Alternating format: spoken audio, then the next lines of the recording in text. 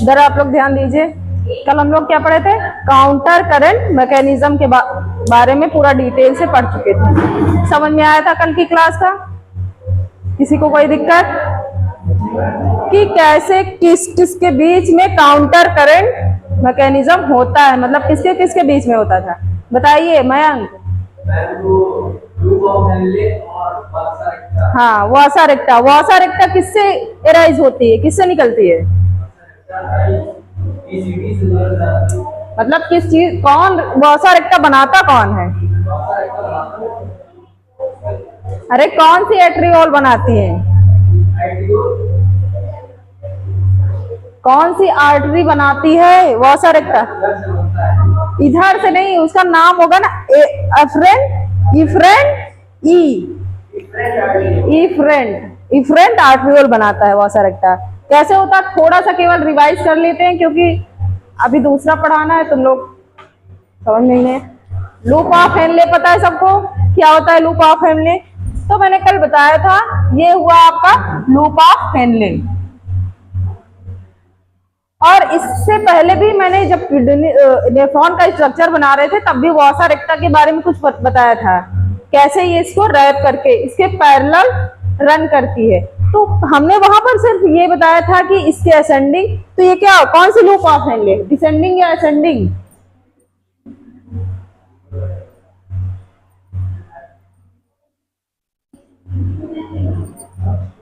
ये है descending loop of Henle और ये है असेंडिंग लूप ऑफ।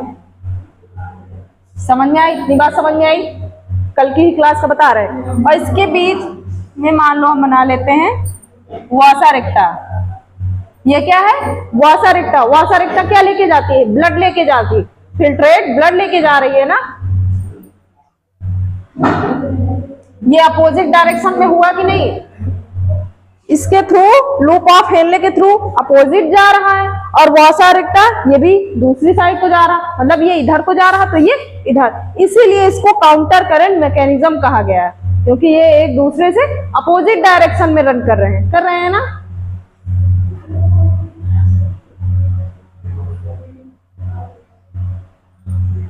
ये क्या रिलीज करता है, बाहर क्या निकालता है, मतलब क्या रीअब्सॉर्ब करता है, ये कहेंगे हम। क्या रीअब्सॉर्ब करता है? वाटर। तो ये वाटर जब ये इंटरस्टिशियल स्पेस में निकालता है तो ये जाता कहाँ है वाटर? पहले देखेंगे ये वाटर जाता कहाँ है। क्या ये पड़ा रहता है ऐसे? रीअब्सॉर्ब हुआ, इसका मतलब कोई चीज रीअब्सॉर्ब हो रही तो उसको कौन रीअब्सॉर्ब करेगा? ब्लड ही तो करता है। तो ये कहाँ जाएगा? H2O ब्लड में चला जाता है। समझ में आई? और इधर से क्या निकालता है इस असेंडिंग लूप ऑफ हेनले से? ये क्या निकालते हैं? इलेक्ट्रोलाइट्स निकालते हैं ना।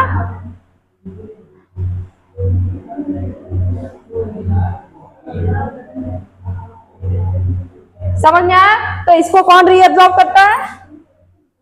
ये करेगा। इतनी बात समझ में आई? तो ये पूरे इंटरस्टिशियम स्पेस का आयनिक बैलेंस करने के लिए क्या करते हैं? ये कौन सी वॉशर रेक्टा है? ये है डिसेंडिंग वॉशर रेक्टा, ये है असेंडिंग वॉशर रेक्टा। तो ये भी इंटरस्टिशियम स्पेस में बैलेंस बनाने के लिए क्या छोड़ते हैं? वाटर। कल हम डिटेल्स में एक एक पॉइंट बता चुके, बस केवल आज थोड़ा सा बता रहे हैं। कल की क्लास देख लेना। और ये क्या छोड़ेगा? NaCl। यहीं से क्वेश्चन पुटअप होते हैं कि कौन सी वॉशर रेक्टा NaCl रीअब्सॉर्ब करता है, कौन सी वॉशर रेक्टा H2। समझ में आया? आज हम लोग मिक्सचुरेशन पढ़ेंगे। यूरिन फॉर्मेशन हम लोग पढ़ चुके थे, मैकेनिज्म क्या था सब कुछ पढ़ चुके हैं। अब क्या है? मिक्सचुरेशन। यूरिन बन तो गया है, यूरिन को निकालेंगे कैसे? यूरिन को निकालेंगे कैसे?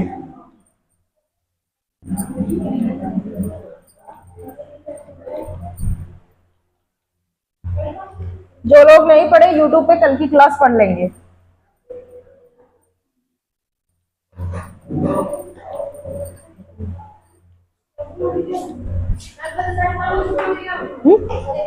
क्या चीज? पता नहीं सब कौन बोल रहा था सर?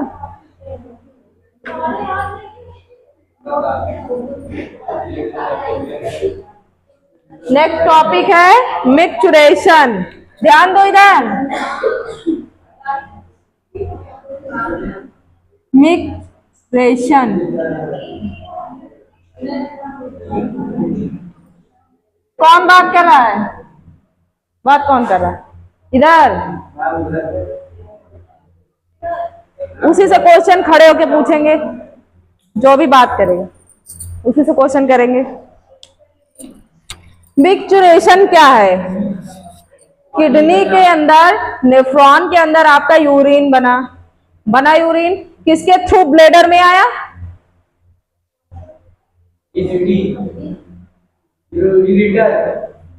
यूरेटर के थ्रू। ब्लैडर में किसके थ्रू आया?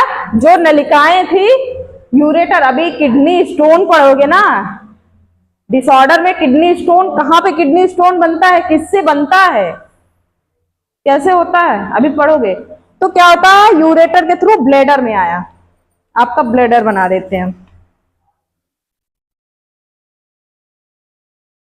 ऐसा कुछ होता है ब्लैडर, समझ में आया? ऐसा आपका ब्लैडर होता है। तो क्या होता है, यहां पर क्या लगे रहते हैं? इंस्फिक्टर लगे रहते हैं। यहां पर ये क्या होते हैं? स्ट्रेच। यहां इंस्फिक्टर लगे रहते हैं।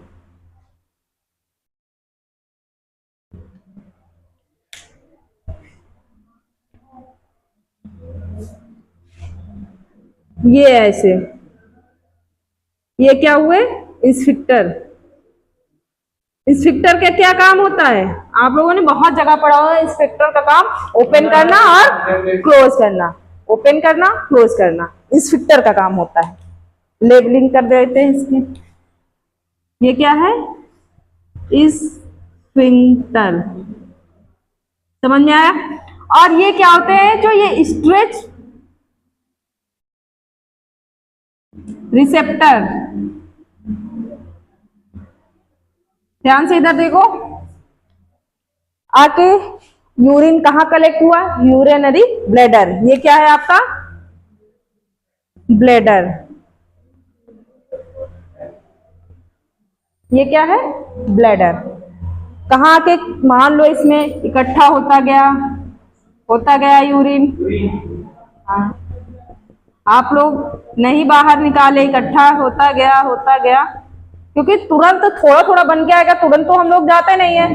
जब ये भरता जाएगा, फिर भी बहुत लोग आलसी होते, जाते ही नहीं है ना। ऐसा मान लो इतना भर गया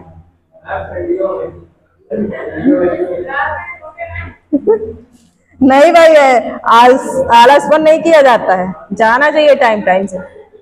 इधर ध्यान दो। तो क्या होता है, जो स्ट्रेच रिसेप्टर लगे रहते हैं, ये आपके ब्रेन को सिग्नल पहुंचाते हैं कि हाँ भाई भर गया, इसको निकालो, नहीं तो ओवरलोड हो जाएगा। मान लो कि ये आपका ब्रेन है, CNS, सेंट्रल नर्वस सिस्टम। किसको सिग्नल जाएगा? सेंट्रल नर्वस सिस्टम को। ये जो स्ट्रेच CNS लिखा है, ये किसको सिग्नल पहुंचाएगा? स्ट्रेच रिसेप्टर CNS को सिग्नल पहुंचाएगा। किसको? किसके थ्रू पहुंचाएगा? मान लो आपके हाथ में कुछ काटा, आपके ब्रेन को सिग्नल गया, किसके थ्रू जाता है? सेंसरी न्यूरॉन के थ्रू।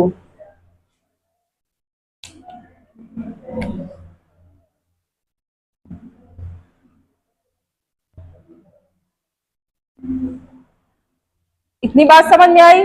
सेंसरी न्यूरॉन के थ्रू आपके ब्रेन को तो मैसेज चला गया, लेकिन फिर आपका ब्रेन कहता भाई जल्दी से हाथ हटाइए। Motor neuron. इसके थ्रू मोटर न्यूरॉन। इधर से सिग्नल आया आपके ब्लैडर को और इंस्पेक्टर को। स्फिक्टर को भी कहता है भाई जल्दी से खोलो, स्फिक्टर को कहता है जल्दी से खोलो।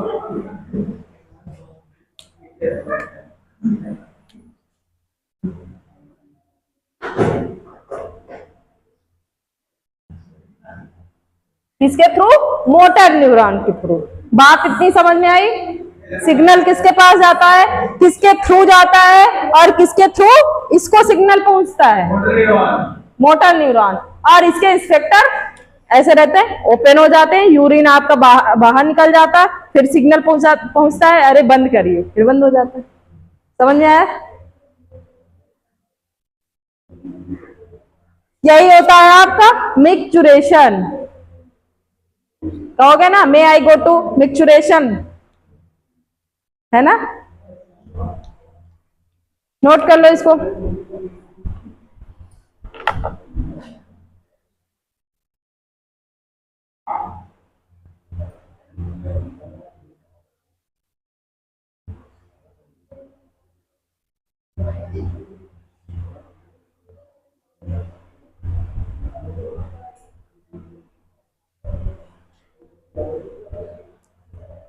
मिक्चुरेशन क्या है? एक ऐसा प्रोसेस है जिसके द्वारा, मतलब जिसमें हम यूरिन को रिलीज करते हैं, आउट करते हैं बॉडी से। उस प्रोसेस को क्या कहते हैं? मिक्चुरेशन। इंग्लिश में कहेंगे the process of release of urine is called as micturition. समझ में आई बात? बना लो इसको डायग्राम।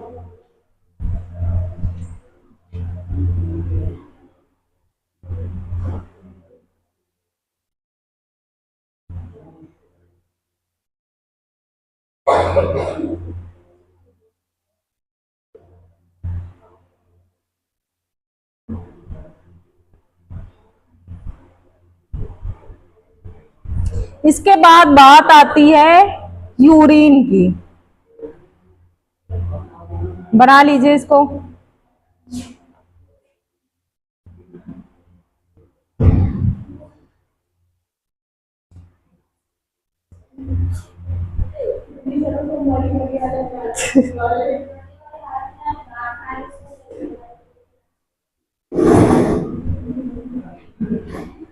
तुम्हारी आगे मेरा डेली रूटीन है सुबह से रात तक।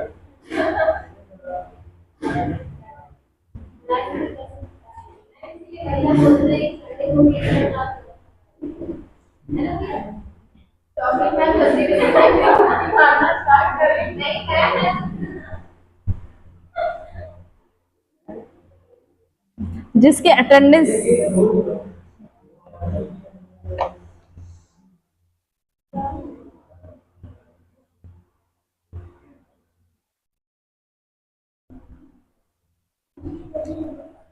इतनी बात समझ में आई? इसमें भी क्या होता है? कॉन्ट्रैक्शन एंड रिलैक्सेशन होता है। कॉन्ट्रैक्ट करता है, डिप्रेशन मसल्स कॉन्ट्रैक्ट करते हैं, फिर रिलैक्स होता है तो स्फिंक्टर ओपन हो जाता है और आपका यूरिन बाहर हो जाता है। ये डायग्राम बना लो, इसके थ्रू समझ जाओगे आप। लिखवा दे कुछ। क्या जी?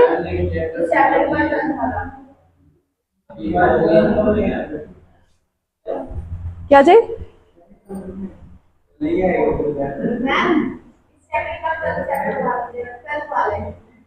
कौन नहीं आएगा? इधर आओ, उधर छुप के बैठे हो, इधर आओ आगे। लड़कियों, यहाँ लड़कियां डरती थी, यहाँ लड़के ही छुप के किनारे बैठ जाते हैं।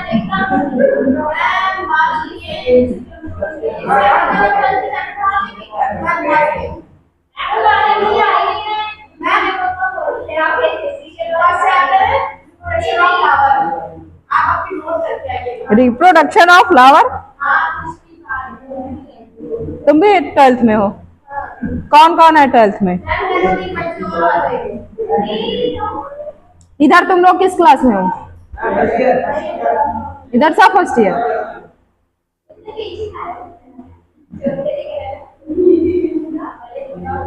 नोट करो इसको, दूसरा करें, यूरिन के बारे में बताएं।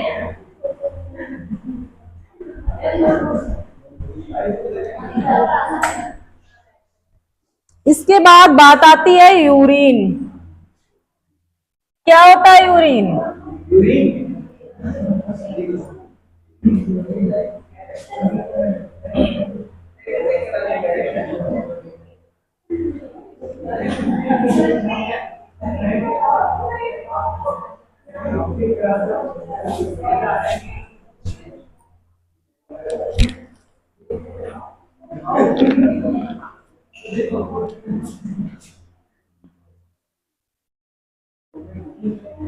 यूरिन, बताइए कंपोजिशन कितने परसेंट इसमें वाटर होता है?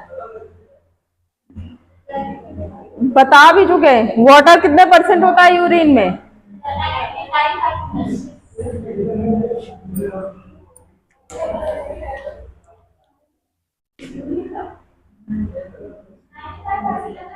हाँ, वाटर होता है 95% और यूरिया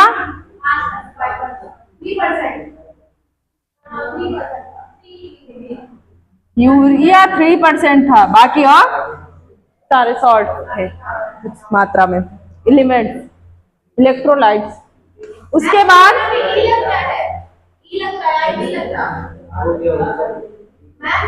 अच्छा,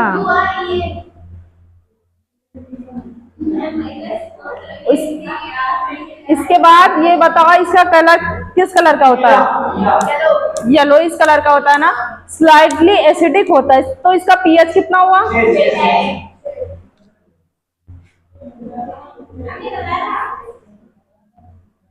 6 इतना होता है। और मतलब वेरी कर सकता है इधर उधर। और इस किस नेचर का होता है?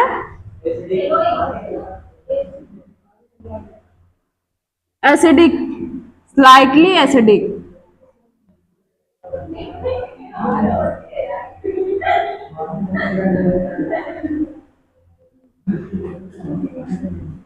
स्लाइटली एसिडिक होता है।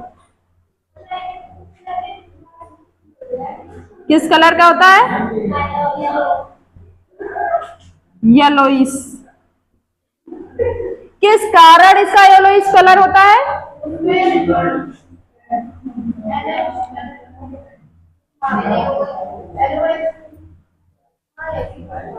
यूरोक्रोम, यूरोक्रोम के कारण इसका कलर क्या होता है? येलोइश।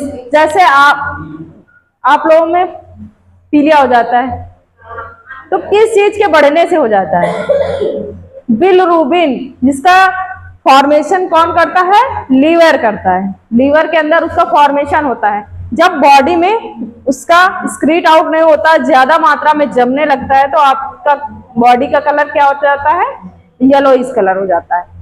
और जो स्क्रीटरी, जो एनस के थ्रू आप स्क्रीट आउट करते हैं, उसका कलर भी येलोइश होता है। वो किसके कारण? बिलवर्डिंग के कारण। इसका भी फॉर्मेशन कहाँ होता है? लीवर के अंदर होता है। इतनी बात समझ में आई? कलर की बात हो गई।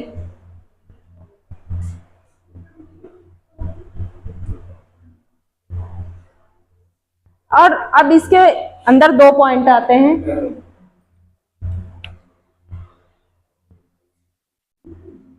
एक आता है ग्लाइकोसूरिया और आता है कीटोसूरिया।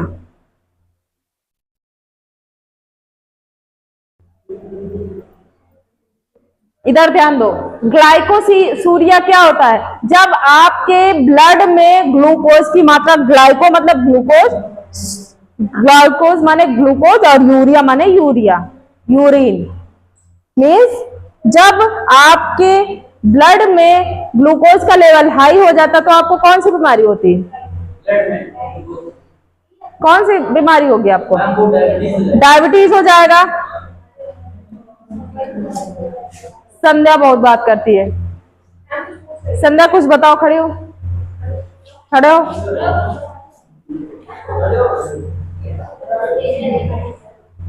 ये आपकी ब्लड वेसल्स हैं, इधर समझिए।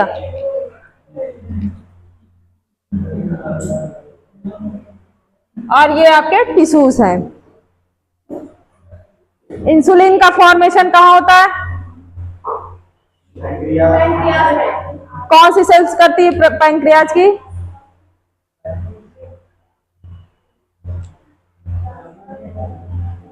जब ब्लड में ग्लूकोज का लेवल हाई हो जाता तो क्या होता है?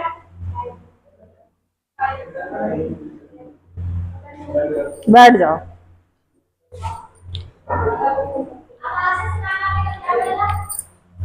इंसुलिन, इंसुलिन कहते हैं हिंदी में, इंसुलिन ही तो कहते हैं।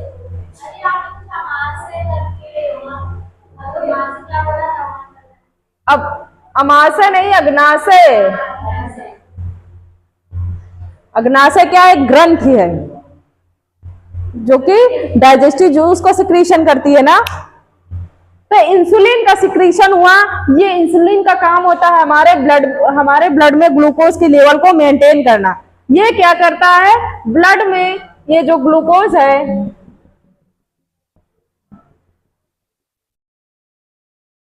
इसको मेंटेन करता है। मेंटेन मतलब इसको ले जाके कहाँ छोड़ेगा? सेल को दे देगा। ये अपनी मेटाबॉलिक एक्टिविटीज इसको यूज कर लेती हैं, अपनी एनर्जी प्रोड्यूस करती है ना। तो क्या होता है, जब इंसुलिन काम नहीं करेगा तो यहां तक कौन पहुंचाएगा? कोई नहीं पहुंचाएगा। तो आपके ब्लड में ग्लूकोज का लेवल हाई हो जाएगा ना। उसी तो क्या होता है, जब हाई हो जाएगा तो वो यूरिन के थ्रू स्क्रीट आउट होने लगेगा। तभी पता चलता है यूरिन के थ्रू यूरिया निकलने लगता है ना, क्या? ग्लूकोज। हाँ, आप पता अपने यूरिन से भी पता कर सकते हैं ना। बहुत लोग घर में पता भी कर लेते हैं। इतनी बात सबको समझ में आई? यही है प्रेजेंस ऑफ, लिख लो,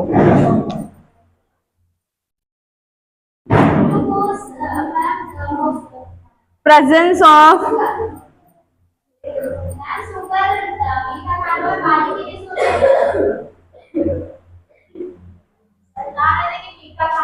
पानी नहीं पिया जाता मीठा खान, कुछ देर पानी नहीं पीना चाहिए। Glucose, presence of glucose in urine. समझ में आया? अब कीटोसूरिया क्या है? कीटोसूरिया की कंडीशन, जब इंसुलिन नहीं इसको पहुंचाएगा, इसको मान लो कि ग्लूकोज नहीं मिल रहा है, तो ये कैसे अपना काम, मेटाबॉलिक एक्टिविटीज कैसे, इसको हमारी सेल्स, हमारे टिश्यूज को एनर्जी मिलेगी? तो ये क्या करता है? फैट को तोड़ने लगता है। फैट को तोड़ के एनर्जी प्रोड्यूस करता है। कौन? हमारे टिश्यूज। उसी को तोड़ के ही कीटोज ग्रुप निकलते हैं, जिसका ये एनर्जी में यूज करते हैं। इसे कहते हैं कीटोसूरिया। समझ में आया किसी को? दोनों अपोजिट डायरेक्शन में काम करते हैं।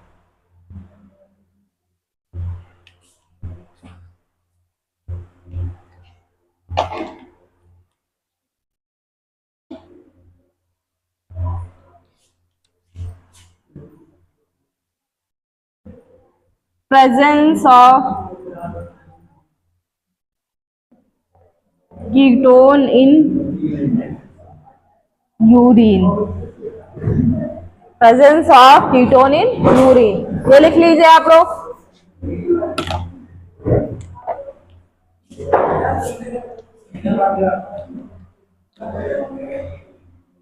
ये दोनों क्या इंडिकेट करते हैं?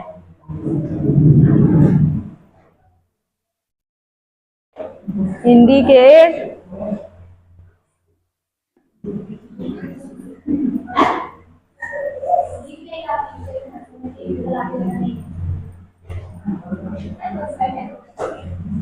Diabetes mellitus. दोनों क्या इंडिकेट करेंगे? Diabetes mellitus. कीटोसूरिया कब होता है? जब ग्लूकोज हमारे टिश्यूज, हमारे सेल्स तक नहीं पहुंच पाते। उस कंडीशन में हमारे टिश्यूज क्या करते हैं? फैट का ब्रेकडाउन करते हैं। फैट को वसा, फैट उसको ब्रेकडाउन करेंगे। ब्रेकडाउन करने से उनको एनर्जी मिलती है। लिख लीजिए, आपको समझ में आ जाएगा। अच्छी बात है, जैसे आपको ये हम करवा ही चुके हैं ना। अदर स्क्रीटरी ऑर्गन मतलब जो अदर हेल्प करते हैं, role of other excretory organ, जैसे लंग्स, स्किन, लीवर। समझ में आया? बता चुके हैं ना, याद है सबको? हाँ, दूसरा चैप्टर चालू करो। अभी डिसऑर्डर है इसके, वो तो हो जाएगा कंप्लीट। आज दूसरी क्लास नहीं चालू होगी।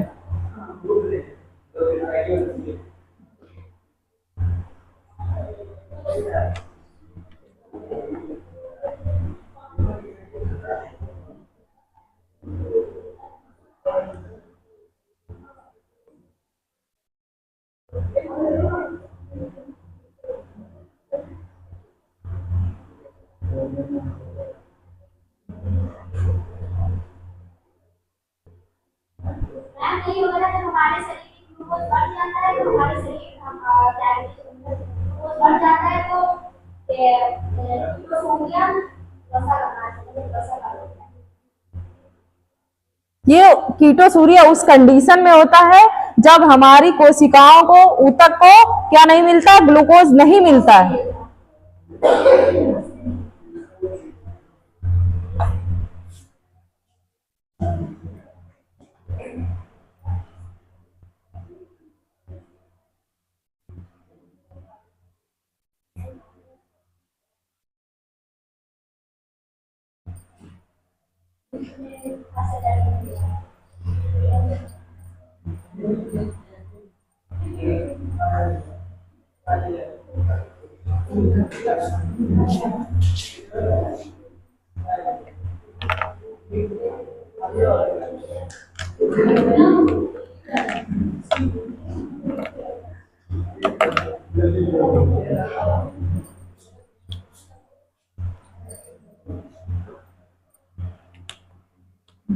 अब क्या देखेंगे, लास्ट टॉपिक है डिसऑर्डर्स।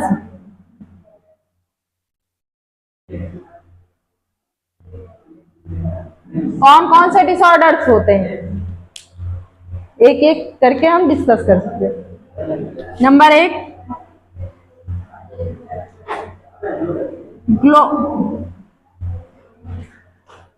क्या है पहला है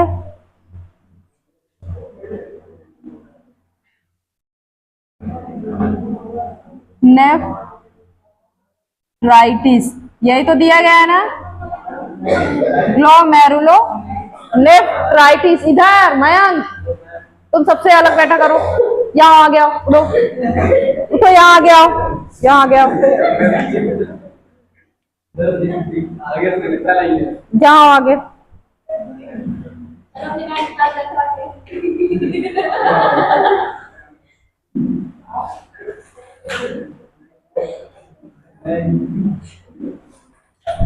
बहन बुला रही है, बैठ जाइए।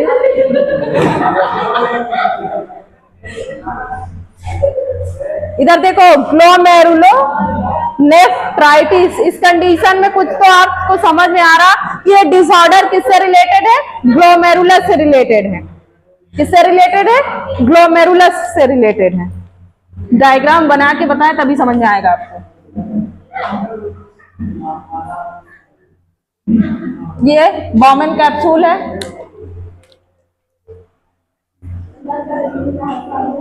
ये क्या है, ग्लोमेरुलस है, कुछ समझ में आया? ये क्या है, ग्लोमेरुलस है। तो इस कंडीशन में क्या होता है, जो आपकी ग्लोमेरुलस है इसकी वॉल में इन्फ्लामेशन हो जाता है, सूजन आ जाती है। क्या हो जाता है, इन्फ्लामेशन।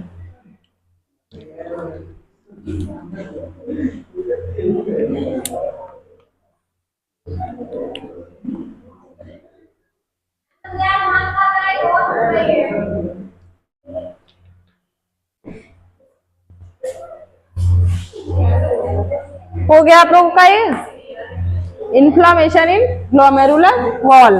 जो ग्लोमेरुलस होता है उनमें इन्फ्लामेशन हो जाता है, यानी कि सूजन आ जाती है। समझ में आ गया? तो ये अगर सूजन आ गई तो ये क्या करता है, फिल्ट्रेट मेम्ब्रेन है ना, फिल्ट्रेशन का काम करता है। तो क्या होगा, ये क्या करता है, प्रोटीन को भी फिल्ट्रेट कर देता है।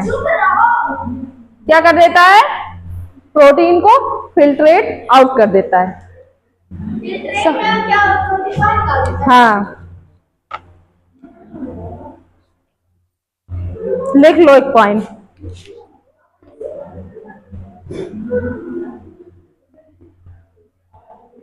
प्रोटीन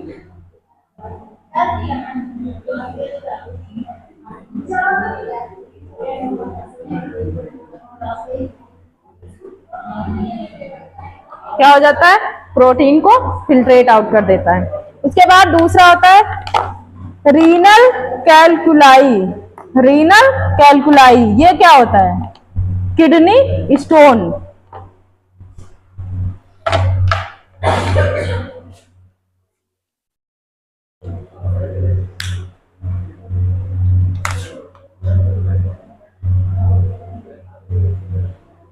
रीनल कैल्कुलाई या फिर किडनी स्टोन भी कहते हैं।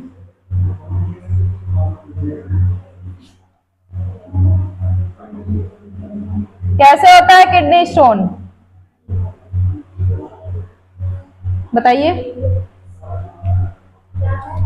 किडनी स्टोन कैसे होता है?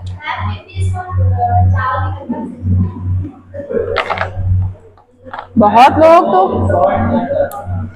लोग तो बहुत साफ सुथरा खाते हैं, फिर भी उनको बहुत ज्यादा मात्रा में हो जाता है।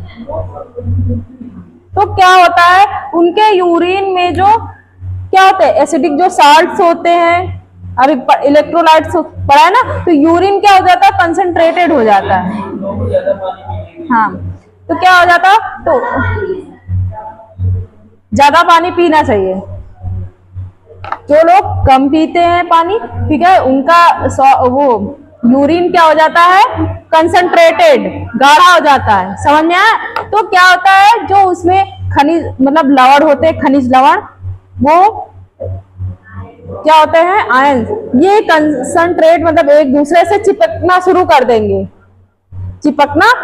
देंगे, इसीलिए कहते हैं किसी को छोटे से स्टोन हुआ तो बढ़ते बढ़ते बड़ा हो जाता, इतना चिपका उससे आके दो और चिपक गया, चिपकते चिपकते वो बड़े साइज में हो जाता है। स्टोन क्या हो जाता है, बड़े साइज में हो जाता है। कुछ भी खा सकते हो तुम।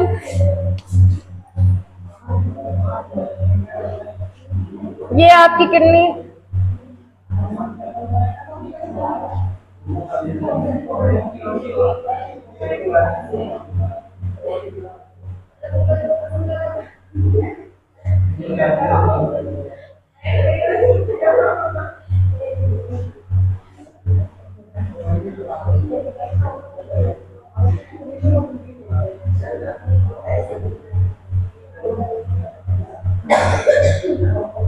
इतनी बात समझ में आई? तो आपका किडनी स्टोन कहाँ आके रुकता है, यहां आ जाए तो आसानी से निकल सकता है ना, यहां पेल्विक रीजन। यहाँ कुछ खोलो, इधर जो पहले पढ़ा चुके हैं खोलो, इसका पूरा स्ट्रक्चर बनाया है ना, नहीं बनाया, तो उसके यहीं पर आके वो फंस जाता है, और इस नली, ये जो ट्यूब है, यूरेटर की ट्यूब है, यहां से पास आउट नहीं हो पाता है, यहां से निकलने में। तो क्या होता है, जब आप लोग मतलब स्क्रीट आउट करते हो यूरिन, तो आपको दर्द, पेन होता है ना, क्योंकि यहाँ से वो निकल ही नहीं पाता, क्योंकि यहाँ से जो भी निकलेगा यहाँ से आके यहाँ स्टोर भी तो होना शुरू करेगा। आप इधर से निकाले तो यहाँ से निकलना भी तो शुरू होगा।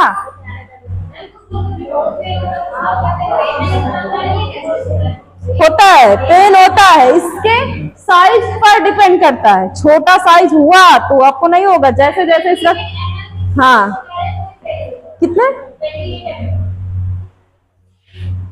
नहीं हुआ, जैसे जैसे इसका साइज इंक्रीज करेगा पेन होना शुरू हो जाएगा। समझ में आया रीनल कैल्कुलाई और किडनी स्टोन के बारे में? तो ये किसके होता है कॉमन? Calcium oxalate salt. कौन सा? Calcium oxalate. कुछ पॉइंट लिखवा रहे हैं, हेडिंग डाल चुके ना, लिख लो। इनसॉल्यूबल मास, लिखो, insoluble mass of crystallised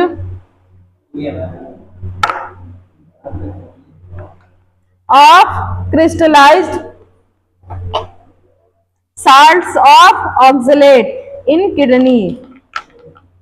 Oxalate in kidney. Most common क्या है? Calcium oxalate salt. Most common calcium oxalate. Most common क्या है? Calcium oxalate. बात समझ में आई? क्या है? Calcium oxalate. अब इसके बाद बात आती है यूरेमिया. आपके उसमें एनसीईआरटी में 3 ही दिए गए हैं ना, इसके अलावा भी कुछ बताएंगे हम. यूरेमिया हेडिंग डालो, पहले लिख लो फिर बताते हैं. Uremia, presence of urea in blood. समझ में आ गया ना? ब्लड के अंदर ही यूरिया रुक गई. Urea, presence of urea in blood लिखो.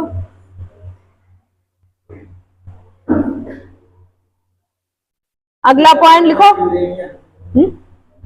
हाँ, uremia, presence of urea in blood हो गया. सेकेंड पॉइंट लिखो, इसका ट्रीटमेंट भी होता है, आपकी एनसीईआरटी में गिवन किया गया. हीमोडायलिसिस. अगला पॉइंट लिखो, haemodialysis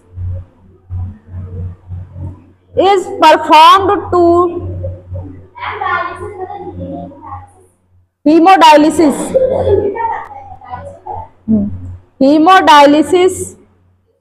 is performed to treat the patient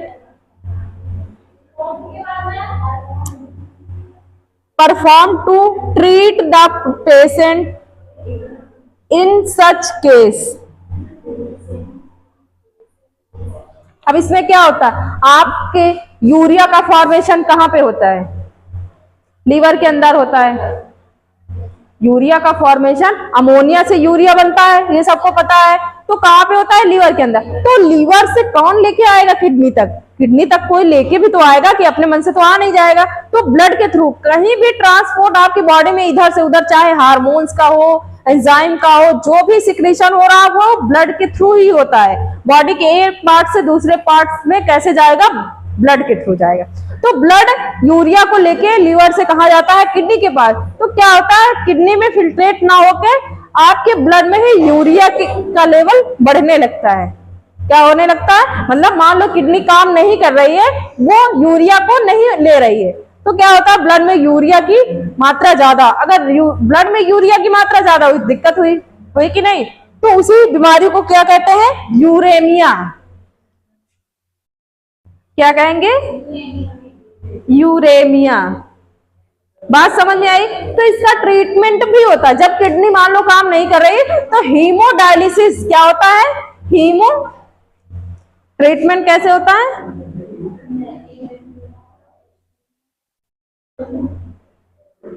haemodialysis. समझ में आया? हीमो से आपको समझ में आ रहा कि किससे रिलेटेड है? ब्लड से रिलेटेड है. डायलिसिस किडनी से रिलेटेड है. समझ में आया? तो इसमें क्या किया जाता है? एक आर्टिफिशियल किडनी के थ्रू ही इसको यूरिया को एक्सक्रीट आउट बॉडी से बाहर निकाला जाता है. समझ में आया? इस आर्टिफिशियल किडनी के थ्रू ही बॉडी से यूरिया को एक्सक्रीट आउट किया जाता है.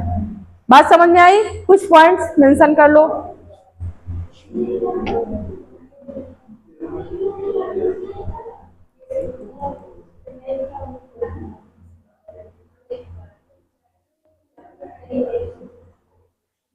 पॉइंट बना के लिखो. पहला पॉइंट लिखो, ब्लड इज टेकन आउट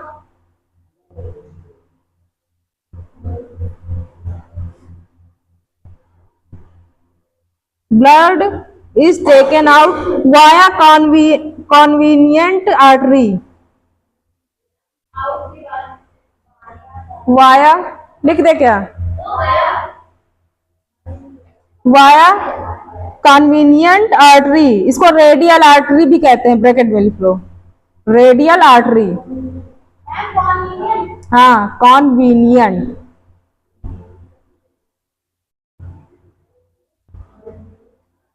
उसके बाद सेकंड पॉइंट लिखो, आर्टरी ब्रैकेट में लिख दो, रेडियल आर्टरी। कॉन्वीनियंट आर्टरी को भी रेडियल आर्टरी कहते हैं। सेकंड पॉइंट लिखो, 0 डिग्री सेल्सियस टेम्परेचर,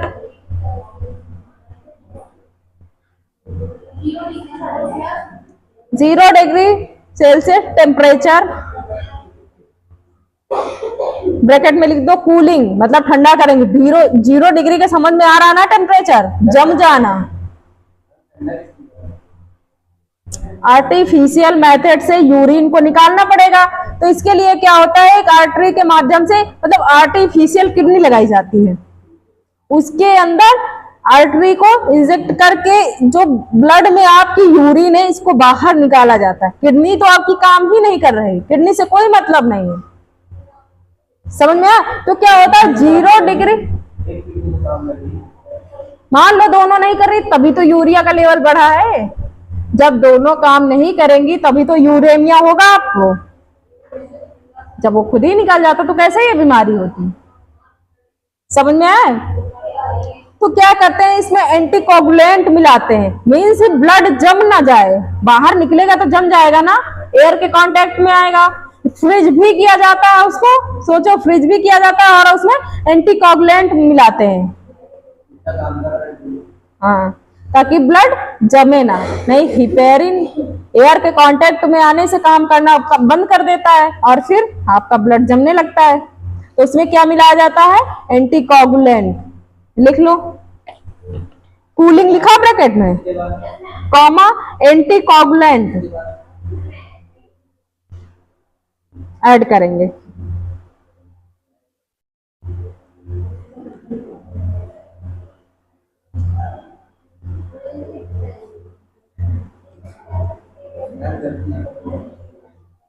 अभी आधा घंटा बैठना नहीं है।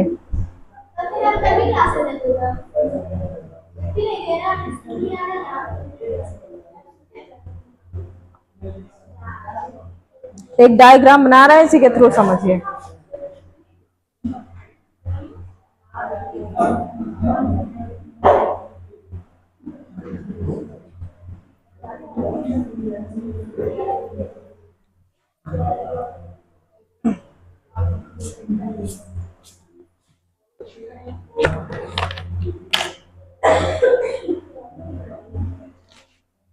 इस कंडीशन में क्या करते हैं, एक आर्टिफिशियल किडनी लगाते हैं।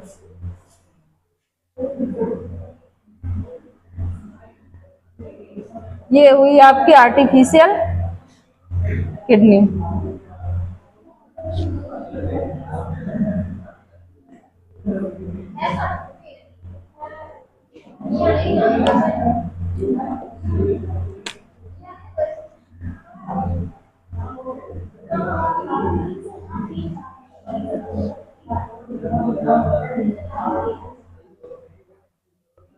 समझ में आया?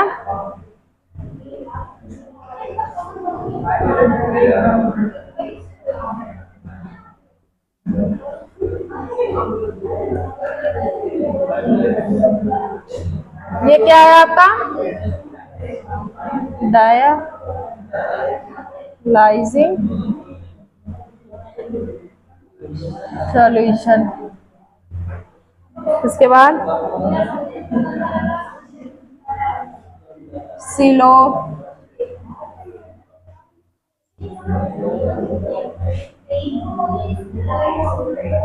सिलोफेन ट्यूब किससे बनी होती है, सेल्यूलोज।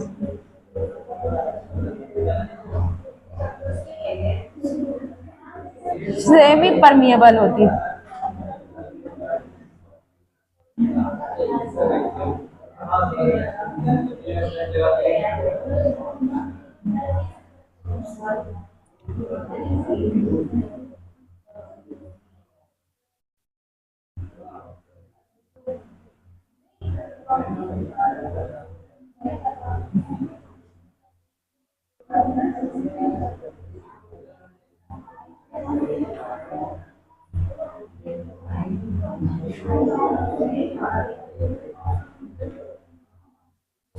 इधर ध्यान दो, एक आर्टिफिशियल किडनी को लगाया जाएगा। जब आपकी किडनी काम ही नहीं करती तो क्या करेंगे, आर्टिफिशियल किडनी। इसके अंदर कौन सी वेन क्या लिखा है, कॉन्वीनियंट वेन, कॉन्वीनियंट आर्टरी, क्या थी, कॉन्वीनियंट आर्टरी। तो उसके थ्रू क्या किया जाता है, ब्लड को बाहर निकाला जाता है, जिस ब्लड से यूरिया को बाहर निकालने का प्रोसेस है।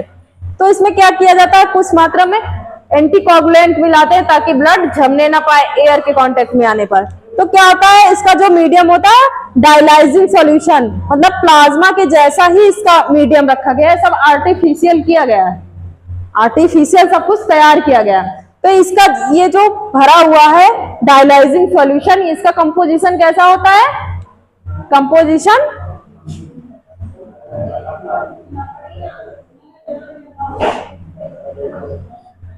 प्लाज्मा लाइक, कैसा होता है, प्लाज्मा, लिख लो, हिंदी में ही लिख लो, इसका कंपोजिशन प्लाज्मा के जैसा होता है। समझ में आया। तो क्या होता है, इसमें से यूरिया को बाहर इसी में निकाल दिया जाता है।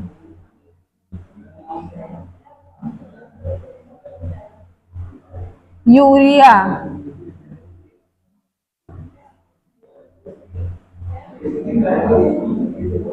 समझ में आया, यूरिया को बाहर निकाल दिया गया, बात समझ में आई। फिर इसको ब्लड फ्री फ्रॉम नाइट्रोजनस, मतलब यूरिया निकल गई तो इसको क्या किया जाता है, फिर से नॉर्मल टेम्परेचर बॉडी के जितना, मतलब बॉडी के अंदर इसका टेम्परेचर था उसी टेम्परेचर पर फिर से इसको लाया गया। उसमें इसमें क्या मिलाया गया, कोगुलेंट, हिपैरिन मिलाया गया ताकि ये फिर से ब्लड के अंदर जाए और ब्लड को जमने से रोके। समझ में आया, ब्लड को जमने से रोके, और फिर इसको कॉन्वेंट वेन के थ्रू फिर से बॉडी में छोड़ दिया जाता है। समझ में आ गया ना। तुम दोनों तो बात ही कर रही थी, क्या इनका क्या नाम है, सानिया, क्यों बात कर रही थी।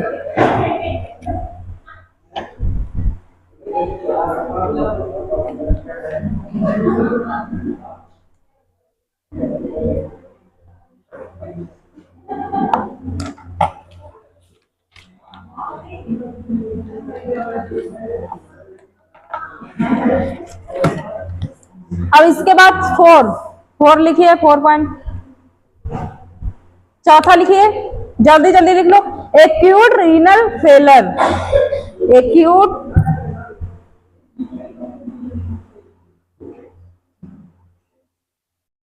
एक्यूट रीनल फेलर, मतलब आपकी जो किडनी हो जाती है वो फेल हो जाती है। ब्रैकेट में लिख लो, किडनी फेलर। पॉइंट लिखो जल्दी जल्दी। When the kidney fails, when the kidney fails to work, this is called renal failure. To work, comma, this is called renal failure. जब किडनी काम नहीं करेगी उसी को हम क्या कहेंगे, किडनी का फेल होना, renal failure. In such situation, in such situation, organ transplantation होता है ना, किडनी का ट्रांसप्लांटेशन होता है ना, एक व्यक्ति से दूसरे व्यक्ति में ट्रांसप्लांटेशन कर सकते हैं। अगर मृत शरीर से निकाला जाए तो 48 घंटे के अंदर आप किडनी, जैसे किसी की डेथ हो गई है उसके 48 घंटे तक उसके किडनी काम कर सकती है, किडनी हम निकाल सकते हैं। Transplantation needs to be done.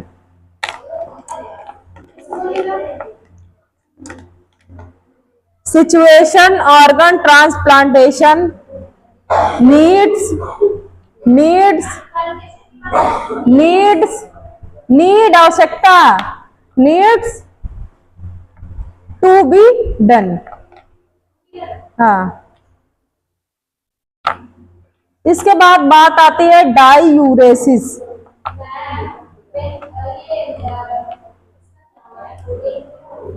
Acute renal failure, मतलब कि जब आपकी किडनी फेल हो जाती है, काम नहीं कर पाती, तो उसका क्या फंक्शन रहता है? कुछ भी नहीं रहता, तो उसको बॉडी से निकाल देते हैं। जो किडनी फेल हो चुकी है उसका तो कोई काम है नहीं, तो दूसरे की किडनी भी लगाई जाती है ना। तो क्या होता है उसमें?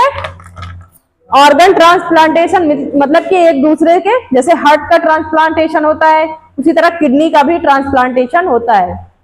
एक शरीर से निकाल के दूसरे शरीर में लगाया जा सकता है। और मृत शरीर में 48 घंटे तक जीवित, लिख लो 48 घंटे। इसके बाद बात आती है डाईयूरेसिस। डाईयूरेसिस,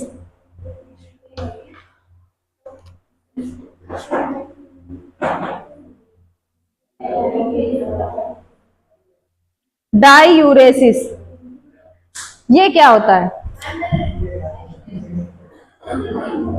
इसमें क्या होता है? जब शरीर में अधिक जल को संग्रहण कर लिया जाता, मतलब ग्रहण कर लिया जाता है, तो क्या होता है?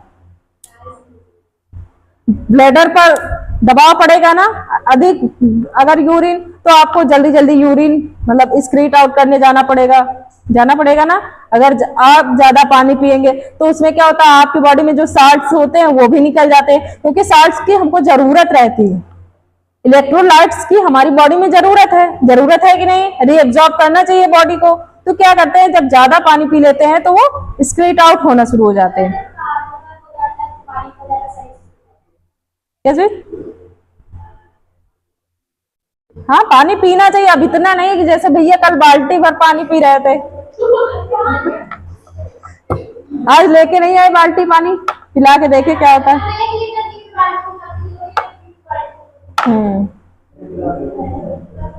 तो इस कंडीशन में क्या होता है?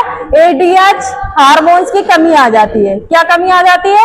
एडीएच हार्मोन्स की कमी आ जाती है।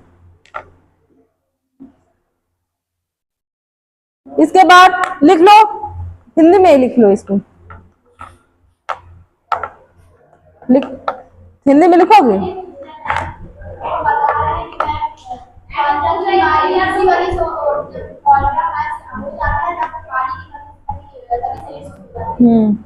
तो पीना चाहिए पानी। हाँ, क्या हुआ?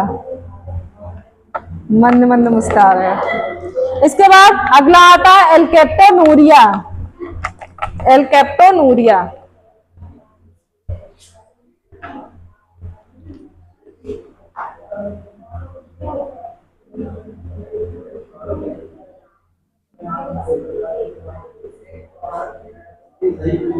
एल्केप्टोनूरिया में क्या होता है? इसमें आपके यूरिन में क्या मतलब क्या ज्यादा होता है? एल्केप्टॉन। क्या ज्यादा हो जाता है? एल्केप्टॉन। किसमें?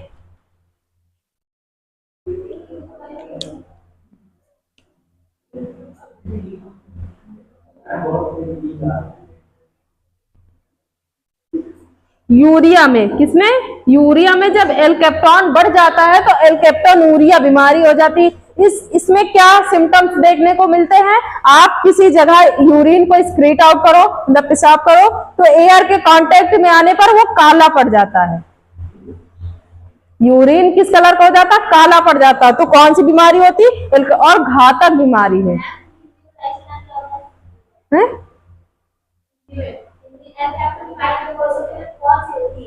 एल्केप्टोनूरिया हिंदी इंग्लिश दोनों एक ही है। एल्केप्टोनूरिया, इसको ब्रैकेट में लिखो AKU, इस नाम से भी जाना जाता है। AKU, एल्केप्टोनूरिया AKU। समझ में आ गया? इसमें यही देखने को मिलेगा कि आपका यूरिन एयर के कांटेक्ट में आने पर काला पड़ जाता है। बस, अब खत्म। और ये जेनेटिक डिजीज है, इनहेरिटेबल, मतलब एक पीढ़ी से दूसरी पीढ़ी में आप मतलब जिसको भी ये बीमारी है उसके जो बच्चे होंगे उसमें भी होने की संभावना हो रहेगी। ये क्या है? इनहेरिटेबल डिजीज है। लिख लो, इनहेरिटेबल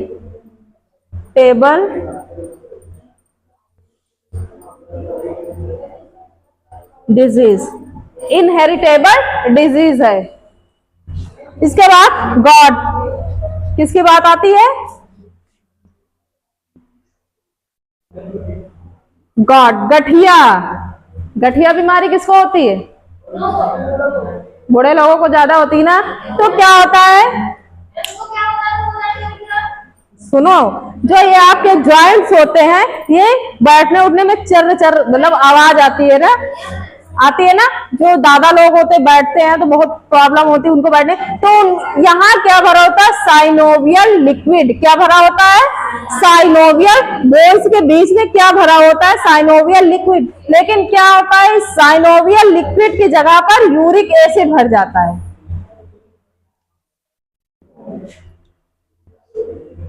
साइनोवियल लिक्विड की जगह क्या बढ़ जाता है? यूरिक एसिड, जिससे कि गठिया बीमारी हो जाती। समझ में आ गया? सिंपल सा कॉन्सेप्ट। तो यहाँ क्या भरा होता है? Synovial liquid. हम लोगों में तो ऐसे नॉर्मली कर सकते हैं, कोई आवाज नहीं आती, लेकिन हाँ, लेकिन जिन लोगों में यूरिक एसिड की मात्रा बढ़ जाती है उनके जॉइंट्स में, उन्हें गठिया बीमारी हो जाती है। हाँ, तो तुमको भी गठिया बीमारी है।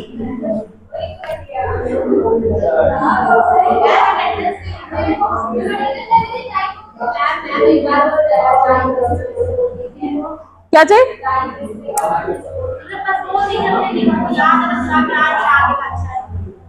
शरीर में जब मतलब अधिक पानी पीने से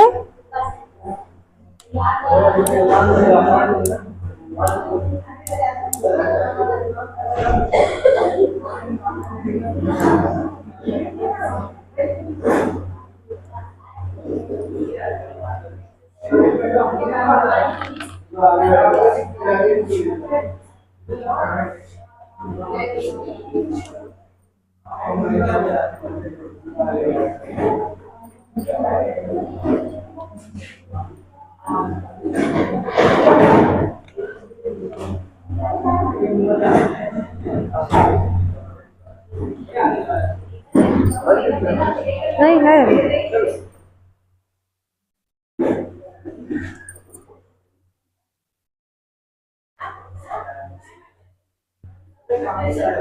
दो टॉपिक बचे, उनको थोड़ा सा देख लो, आज खत्म करना है ना।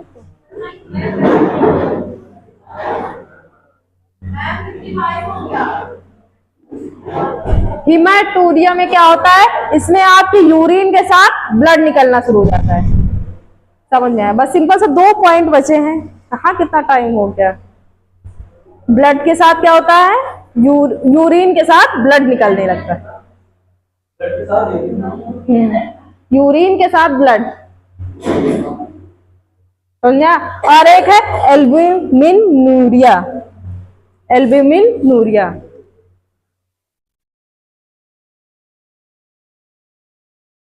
इसमें क्या होता है?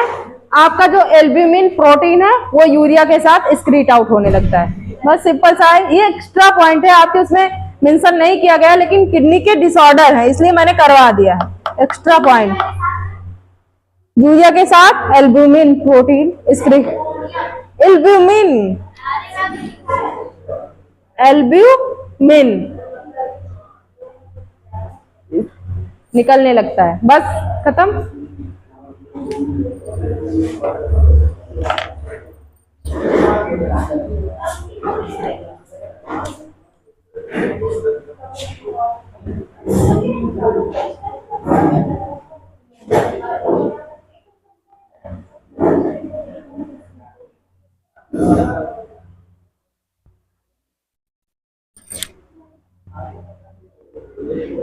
भाई इसमें क्या हो गया बहुत